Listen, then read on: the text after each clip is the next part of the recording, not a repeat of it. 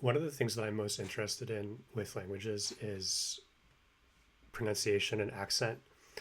I just find it really fascinating that our brain can kind of pick out these really, really small acoustic details. And I talked about the brain being a filter before, but when you hear somebody speak a little bit with a little bit of an accent, your brain is like, it jumps out to you. And that's one of the big differences too with like when you're speaking a language that isn't your first language, that's not your native language, sometimes you can't even hear if somebody has an accent. Like if their level is kind of like above yours, it doesn't jump out to you as much. And I've noticed like when I'm speaking when I'm speaking German and I run into somebody who's not a native speaker, I can usually hear the accent pretty well. Um, However, it doesn't it doesn't jump out to me as immediately. I mean, not like I notice it right away, but it's not as like this super there thing that just immediately like triggers the filter. It's like a little bit further back. It would be a way to explain it. And the same thing in Chinese. Like I talked about these Vietnamese people that I talked to when I lived there, and I definitely heard their accent, and I know exactly what Vietnamese accent sounds like in both like English and Chinese. But it doesn't like. I think part of the thing is for native English speakers is that we have this English is the global language, and we get really used to hearing certain types of accents. Some people more than others. Like if you live in the deep South, where there's only like white people and black people, you might be used to hearing like, um, like the way like regional variation of your normal variation. Like the white people speak this way, the black people speak tend to speak more this way, and you're used to hearing those two things, and that's about it. And then if you have like a thick Chinese accent, you might struggle to understand it. But I'd say for most of us, we're pretty comfortable hearing accented English. And while it can like immediately jump out at us as non-native, there's a type of like, and I have some examples here. I'm going to show you guys some examples. Um, we have there's a type of like flow. I don't know how to explain it. Like, but more important to me than those like individual sounds being pronounced properly would be that the overall like the forest rather than the trees is good. So it's more important that like they have a comfort, like that you can tell that they feel comfortable speaking, that it doesn't feel overly rehearsed. And this is what I've been talking about too with my pronunciation training in Mandarin. Like there's a balance between overall comfort and flow and hitting those individual sounds correctly. And if you focus too much on the individual sounds, it actually ends up sounding worse, I think. Um, so I want to show you, and then the other thing with the regional accents though is that like I feel that it's kind of a one weird trick that actually works. If you speak with some kind of regional accent, um, it makes you sound way better. And let me show you an example of this. Where is he? Oh no, I didn't close. Oh, this guy. So clearly, I'm American. You can tell from my accent. This guy is learning English with a UK accent. Now, I have some vague familiarity with different UK accents. Like I could probably tell you that's a northern accent, that's a southern accent, that's like RP trying to be RP or whatever. But if you're like, oh, what city? I don't know. Like, what's a Birmingham accent? Like, I don't really know. Um, but so this guy is from my perspective as an American, I can I'll point out where I can tell he's non-native, but it's a lot harder for me to tell than if he were speaking with an American accent. I probably could tell a lot more mistakes. So let's take a listen here. Ken from Tokyo, Japan. How are you doing? Today I'm going to talk about why I started learning English. And this is my pronunciation practice, so tell me what you think about my English in the comment box below. 5 or 6 years ago, I was drinking with my friend and there were two English men right next to us and they talked to us. But my friend couldn't speak English, me neither. I only knew a few phrases like how are you doing and how are you, where you from. So we spent an hour. I want to point out when he said, "Where are you from?" That sounded really natural to me. How are you doing and how are you, where you from. So a few phrases like how are you doing and how are you, where you from. You just where are you from? I just wanted to point that out. That sounded very natural to me. And again, if you're like if you're if you speak you if you're from the UK, does that sound supernatural to you or not? I don't know.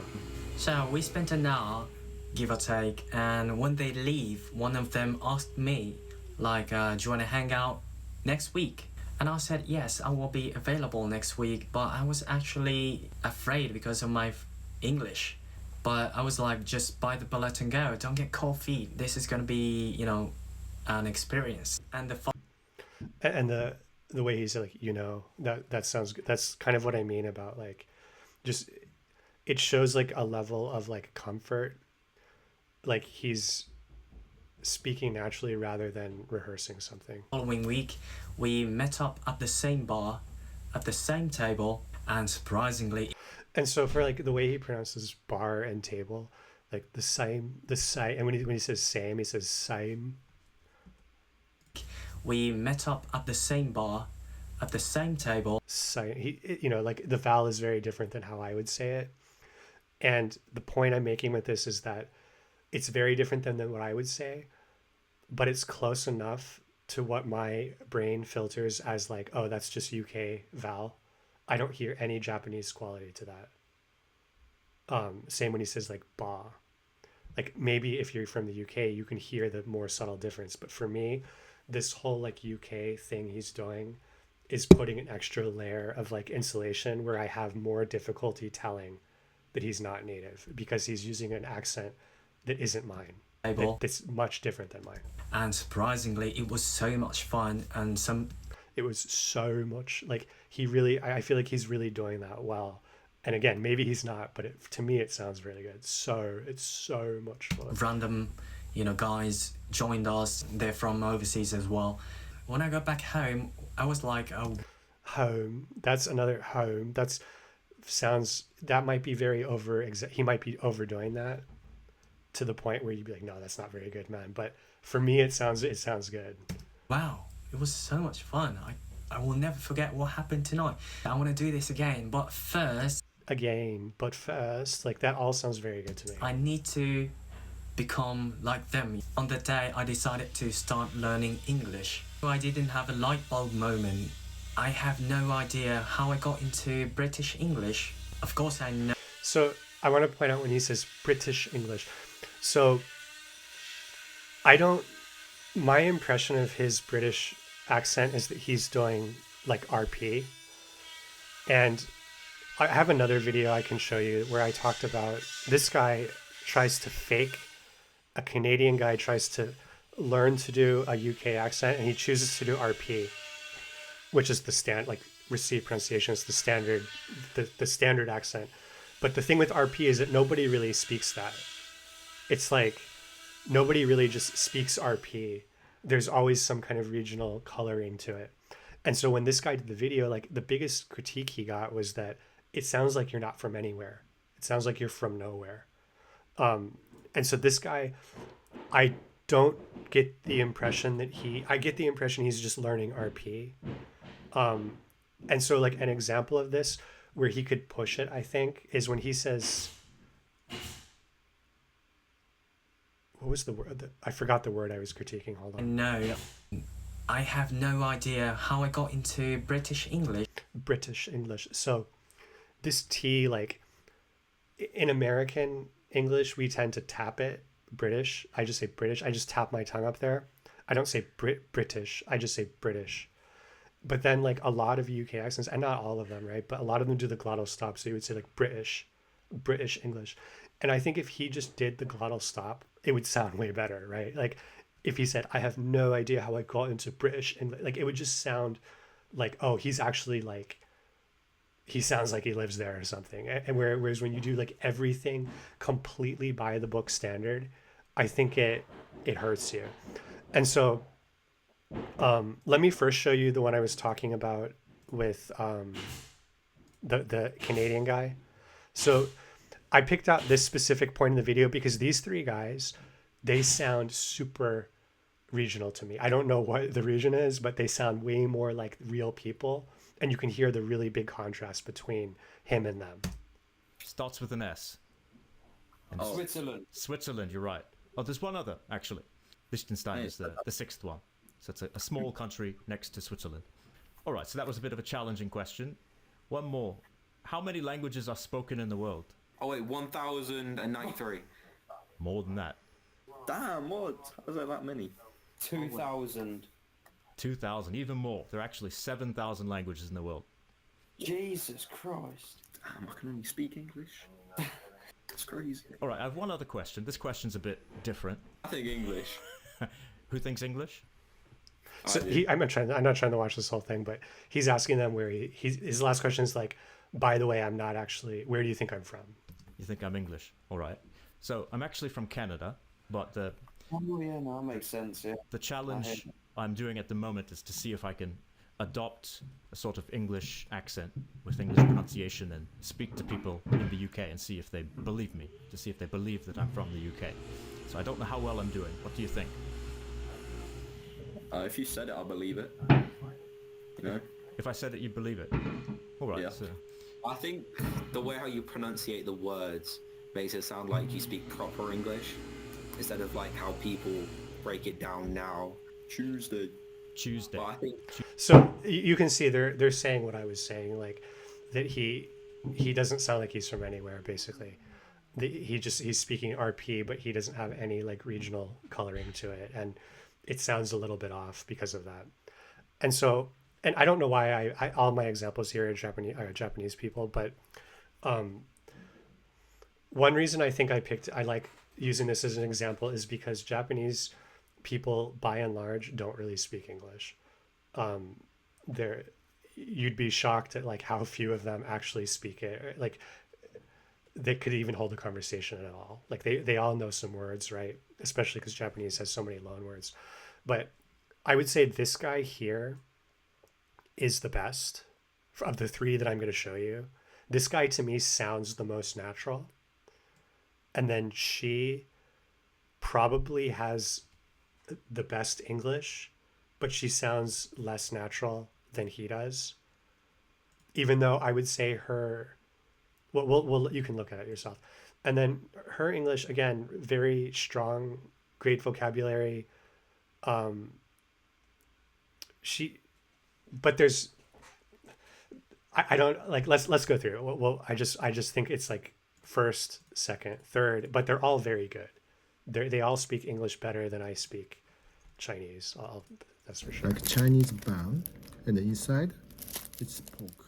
It's juicy pork. This one, and also I'm going to eat oshiruko here. This one. This is the instant, quick made Japanese traditional sweet soup. Sweet red beans, and it's a rice cake. Inside it's soup actually. It's sweet. So one thing I want you to notice about his English is that he mostly sounds American, but he says certain words like pork in a very non-American way. Pork bun. So he's doing the non-rhotic R in the word pork and saying pork. But it sounds really, when you do that with an otherwise American accent, it sounds really weird. My wife does the same thing, by the way. I don't know why.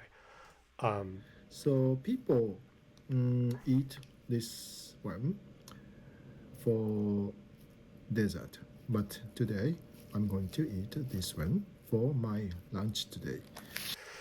And you notice that he's generally mispronouncing a lot of stuff ever so slightly.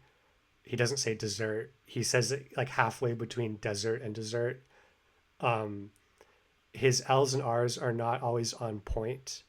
But when he says something like rice cake, he just says rice cake and he says it really nice and clearly. And the overall like flow and feel of his English just is very comfortable sounding.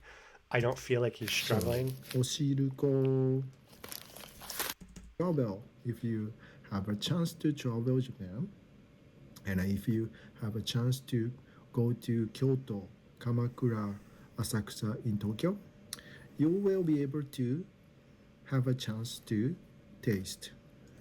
So you can tell like if if you're used to hearing Japanese accents, you immediately know he's Japanese.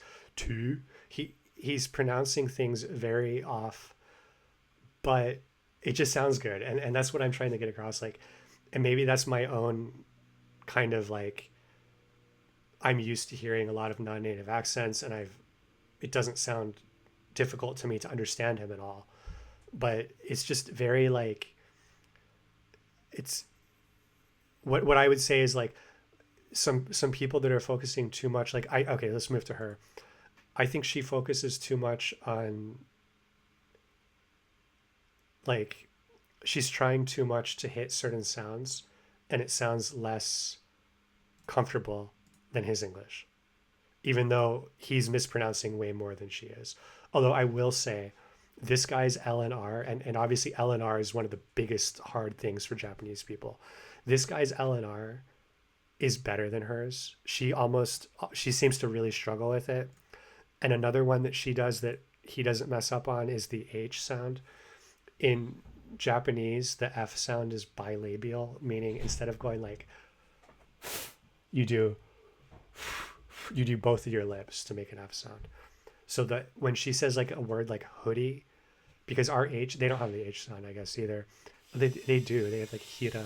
I don't know how they make. I'm not sure what the IPA of the H is in Japanese or why this happens. But I've noticed when she says hoodie, or like, that's one of the words I remember her saying. She says like hoodie. I was wearing a hoodie. So her H sounds sometimes become like a Japanese F, and I don't notice him do that. He does that sometimes, but very rarely. So there's still the second stage coming this weekend. So right now I'm studying for that. And in the second stage, my speaking skills will be evaluated.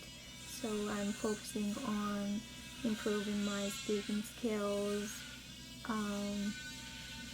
I don't know how much I can do within 1 week, but I'll do my best as much as I can. So I don't know. Let me know what you think in the comments. Like, do you think his English sounds better, or do you think her English sounds better? I think it's actually quite close. There's a certain kind of like, I talk about comfort. I don't know why I'm using that word, but I think it's appropriate. There's a type of comfort in the way she speaks of like, it feels like she's pretty natural in a sense, but then she gets these like, I guess she stops a lot to think, and she gets really like unnatural intonation on a lot of stuff that he doesn't necessarily tend to do. To try this oshiruko. This is one of my favorite, my top recommendation. Just the way he said "this is one of my" sounded supernatural to me. Favorite, my top oshiruko. This is one of my favorite. This is one of my. He said it supernatural, but she has some things I'll like. do my best. I don't know how much I can do within. So for me, like the way she said, "I don't know how much I can do," it just it doesn't sound as natural as him to me. 1 week, but I'll do my best as much to the level of the middle native middle school students.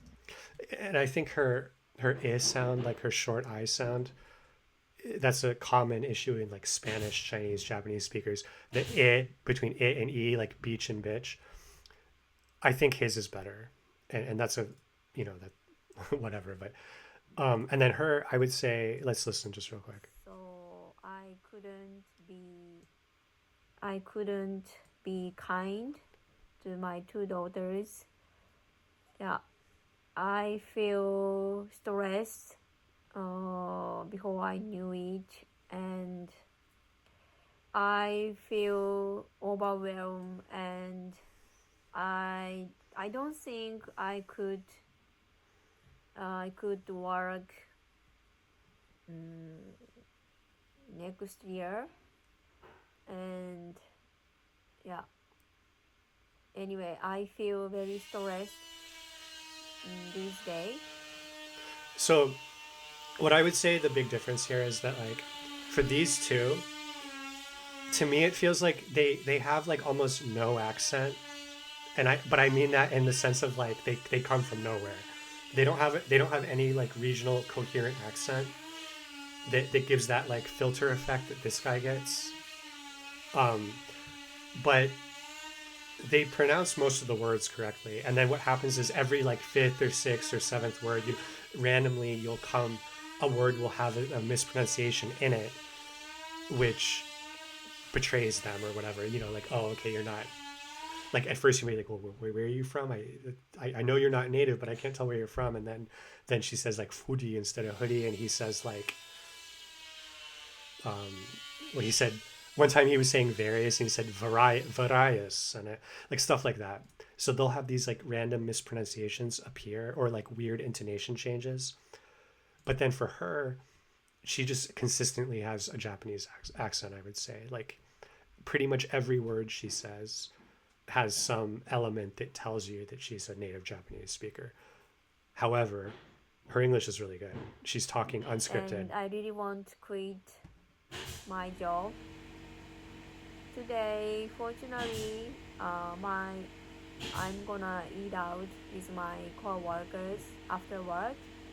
I mean, very, very supernatural sounding. Like she doesn't really make any grammar mistakes. She's talking unscripted. Nothing really negative to say. Like I wouldn't ever say her English isn't good. It's just a kind of a weird thing where how much is my brain telling me that there's errors happening, because it's not like you can mute that, right?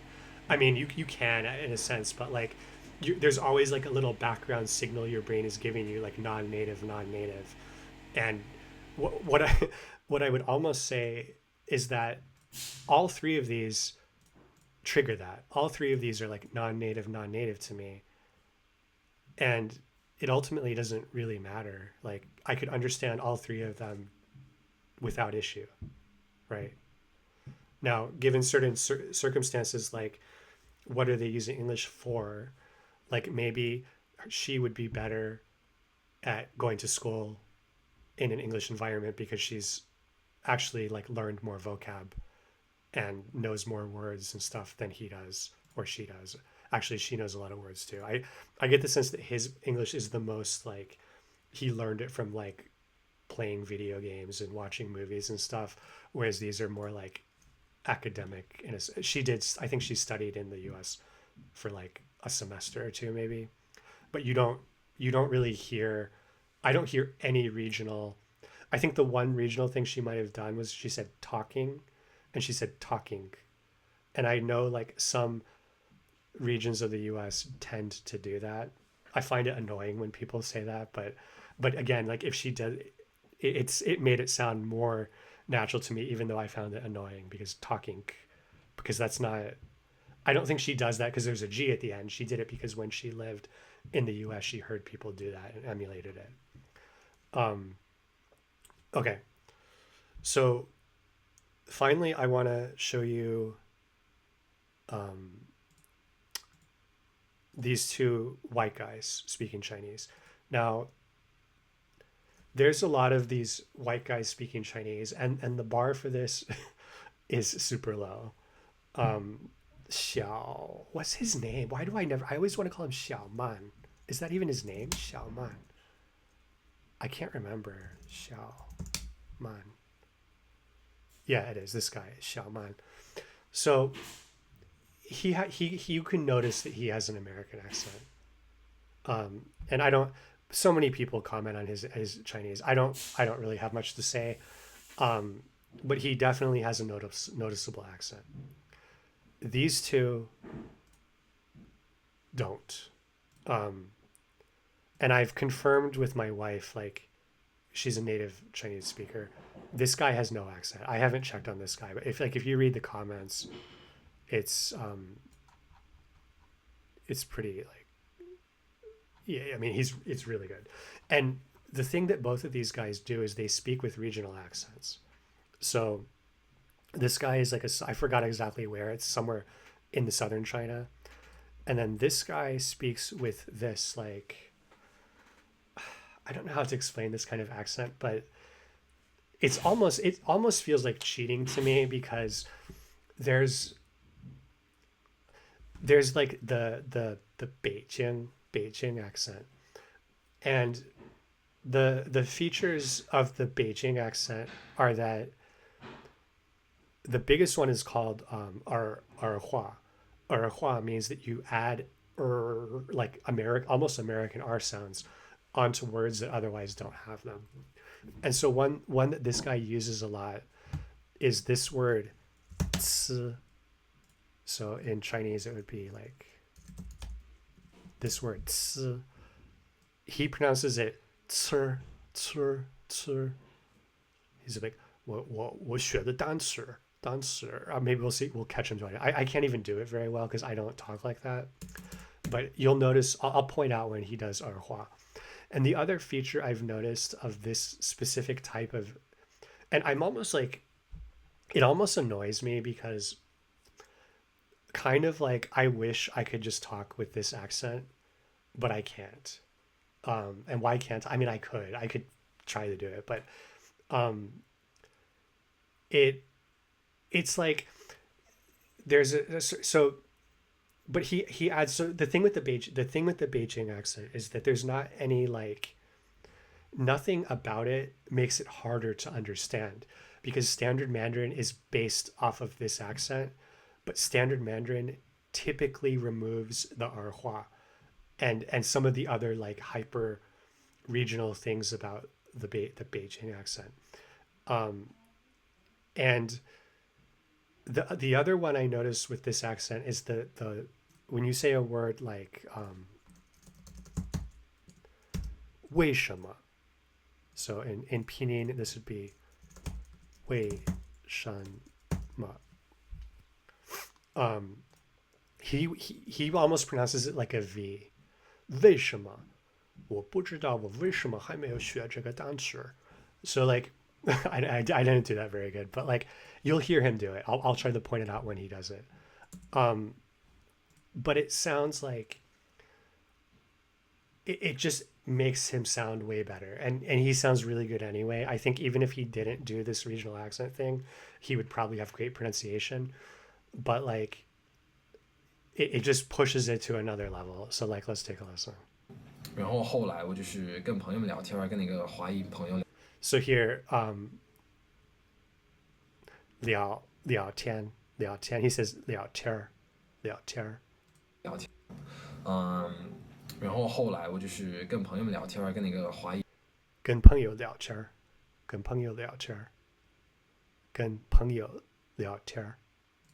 挺好用的，然后后来我就是跟朋友们聊天，跟那个华裔朋友聊天，然后交了一些其他聊天。的朋友，通过一个软件叫做 Tandem， 就是一个语言交换的软件，是一个 language. So here I want to show you why his pronunciation is so fucking good, by the way. This part, 然后交了一些其他的朋友，通过一个 so this part he says, like, if I read this, I'm not nearly as good as this guy. 就是一个语言交互，OK，就是一个语言交互的软件，就是一个语言交互的软件。I'm pronouncing this terribly. 就是一个语言交互的软件. That's a hard word to say. That means software. But like listen to how effortlessly he gets, and keep in mind this is not scripted. Like this is just him doing an interview with this lady, and he's just saying this stuff like from nothing. 就是一个语言交互的软件。一个软件叫做 Tandem， 就是一个语言交换的软件。然后叫了一些其他的朋友通过一个软件叫做 Tandem， 就是一个语言交换的软件。She actually transcribed this wrong. He's saying 交换. I think. Like exchange. Yeah. This is a similar meaning word, but he's actually saying 交换. So, let me see. 然后叫了一些其他的朋友通过一个软件叫做 Tandem， 就是一个语言交换的软件。就是一个语言交换的软件。这个 language 叫了一些其他的朋友通过一个软件叫做 Tandem， 就是一个语言交换的软件。这个 And he doesn't say 软件, he says 软件 more 二化。这是一个。然后叫了一些其他的朋友通过一个软件。这是一个语言交换。这是一个语言交换的软件。叫做 Tandem， 就是一个语言交换的软件，是一个 language exchange 的一个软件，我觉得挺有用的。然后认识了那些人之后，就是可能每天说半个小时英文，我觉得挺。So this next sentence again, the way he comfort the comfort level of like hitting all of the tones, all of the sounds, and just making it not like word by word. Listen to this short sentence he has. This one. 然后认识了那些人之后，然后认识了，Why can't I talk？ 然后认识了那些人之后，然后认识那些人之后。So like if I were talking to my friends and said this, like 那然后我认识这些人之后，我认识这些人之后 ，actually I would be more word by word. I would, to be quite honest, like I would be like, 那然后认识了那些人之后 I would say like 之后，然后认识那些人之后，然后认识了那些人之后，就是可能 he just I don't know how he does it right. Like 一个软件我觉得挺有用的。然后认识了那些人之后，就是可能。It's incredible, honestly. 每天说半个小时英文，半个小时中文，然后同时呢，我用了一个软件叫 Anki。This ne here is insane. 然后同时呢，我用一个软件叫 Anki。然后同時呢 this is incredible. Like this is like, this is so next level. Like I don't know how to explain how this is so good, but it is, because 然后 just means like after, but generally speaking, 然后 becomes this kind of like stalwart. You know what a stalwart is? Like and like in German you say like also, but it's a stalwart. A lot of times it just becomes a stalwart. So it's just kind of like you're connecting, you have a thought and you're connecting the next thought to the other, and you just kind of say 然后 and then say the next thing. And then 同时 is like at the same time. But 然后同时呢 the ne is like so fluent. It's insanely fluent. Like I don't even, it doesn't have any meaning. It has no meaning. It's just like, it's like fluency sauce. He's just throwing fluency sauce in there. That's the best way I can explain it. Like, and he's doing this unscripted, like, 那然后同时呢，我用了一个软件叫 Anki. It's crazy how good it is. Anki 就是根据记忆曲线这个理论，就是我觉得哇特别有效，就是。And the way he says 我觉得 is insane. Like this means like I think or feel or whatever. And when I tried to say this more fluently, like I just 我觉得, but most people were gonna be like, will be like 我觉得. Listen to how he says it. 根据记忆曲线这个理论，就是我觉得我觉得. He's just like 个理论，我觉得特别有效，特别有效，就是特别有效。如果你想背一些新的东西的话，这个 The way he says 背 is super crisp. It's like crisp. 这个理论就是我觉得特别有效，就是如果你想背一些新的东西的话，这个很有用。然后每天可能添然后加就是几张卡片，然后那个卡片上可能是一个然后 he's you got 然后 every sentence. 填空题嘛，就是在句子语境中学的词汇。Actually, this is the character I was talking about, 吃, and he didn't say 吃, he said 吃, probably because it's the first character of a two-syllable word. 词汇, you probably wouldn't say 词汇. 对，然后我当时也多自言自语，我父母真的，然后我当时也多自言自语。自言自语. This is a 成语, and these are really hard, I find, to say naturally. But he just got such a clean. I could just keep going on about how good his Chinese is, but let's move on to the next guy. 一天1个小时，一天1个小时，然后另外再加有 TA 的时间。不是，就是每天上课，这是一天1个小时，然后很多不同的 TA，TA 也是老师嘛，就他不是正式的教授，他可能自己也是一个中文文学或者教学法的一个博士生。对，然后明白。那你口音到底是什么样的？就是你在青岛学了青岛。青岛。或者说 he was actually in Qingdao in Shandong for a while, but I think he moved to the south later. 在北方，这是北方的口音。就是我学中文的前3、4年都在北方，在青岛跟北京。然后后来在南京，虽然不是北方，但它也没有那么明显的这种南方的口音。对，它是南北中间的。对，我是后来去了那个长沙以后，可能口音开始有一些变化。那这个最核心的一个原因就是我周围的人。So this guy is more like subdued.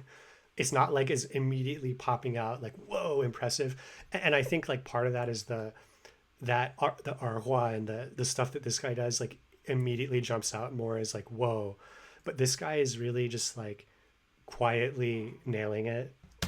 都不是那种普通话讲的特别标准的人。所以我还是会比较容易受到影响。因为我觉得很多人 You notice he speaks more slowly too, so there's a lot less of that like I'm not pointing out like oh look how naturally he like said this really fast, but it sounds so good. 就潜意识的还是希望可以融入到他所在一个环境。对。就是你一个中国人到波士顿啊，或者是纽约，你待个10年、20年，那就是应该会带一点那个地方的口音。然后我就是因为每天工作可能10几个小时，然后周围全部都是土长的湖南人，周围全部都是。So that was she pointed that out because he said it in a without a standard pronunciation when he said 全部都是 like it's not how you say it in Mandarin. So he has these like certain things that he does say with like a local accent. 土长的湖南人。那个湖南的调出来了。对，所以就是受影响。然后 So apparently that's like how you say it in Hunan. And in Hunan they don't make the H sound, they make an F sound, so they say like Funan. 我是湖南人 I don't know how to say anything else other than that. But 现在口音可能还是带有一点点这种湖南的，湖南。See, he's doing it right there. 湖南的味道。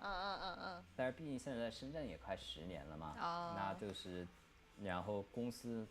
So anyway, those are my examples. I probably went too long on the Chinese part, but I think the point. Whoops.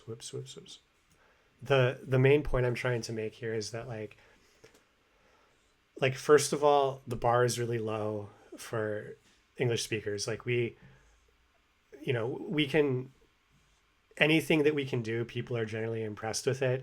And there's also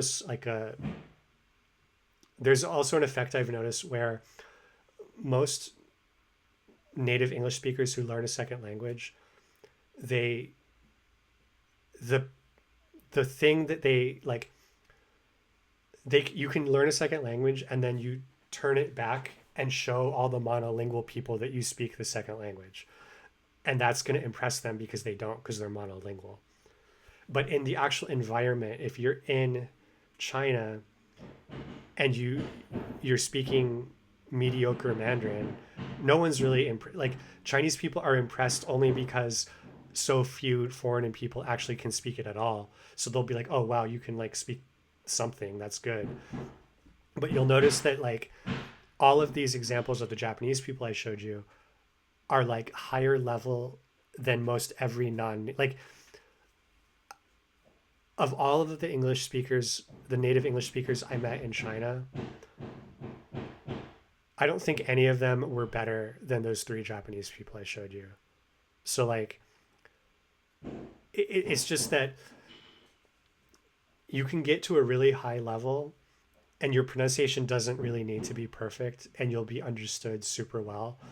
And I think like, especially what we should remember as, I say I have to make some assumptions about people watching this, right? But we as native English speakers, learning new languages, like we need to remember that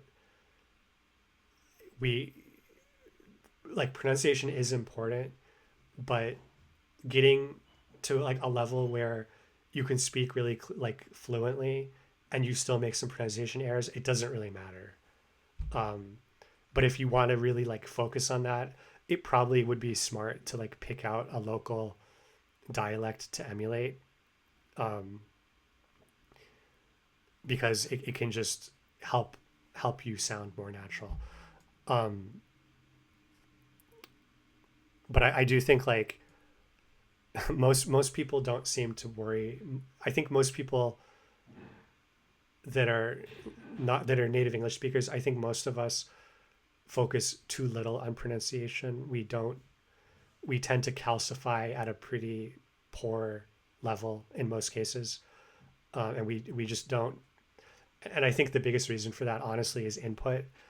I think most native English speakers who do manage to learn another language, say I'm in China for like 5 years, I'm still probably watching mostly English stuff because I don't want to watch Chinese stuff, right? Like, and then you have your like expat bubble or whatever, and so you hit that like plateau point where you're good enough, and then you just kind of stop trying to get better.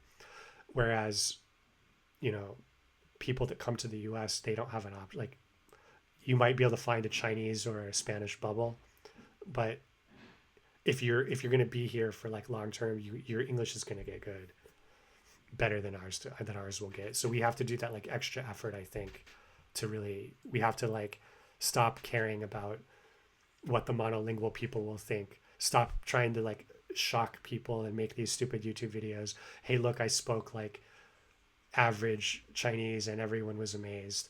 But like, instead of doing that, just go live in China and do everything in Chinese and make videos on like TikTok make Chinese videos for Chinese people. And no one's ever going to hear about you, but you'll be way better than all the people that are turning back away from the thing they're supposed to be doing and impressing the monolingual people. Try to impress the people of the language you're learning. And I think that higher standard will get you better in like every aspect. So thanks for watching. Bye.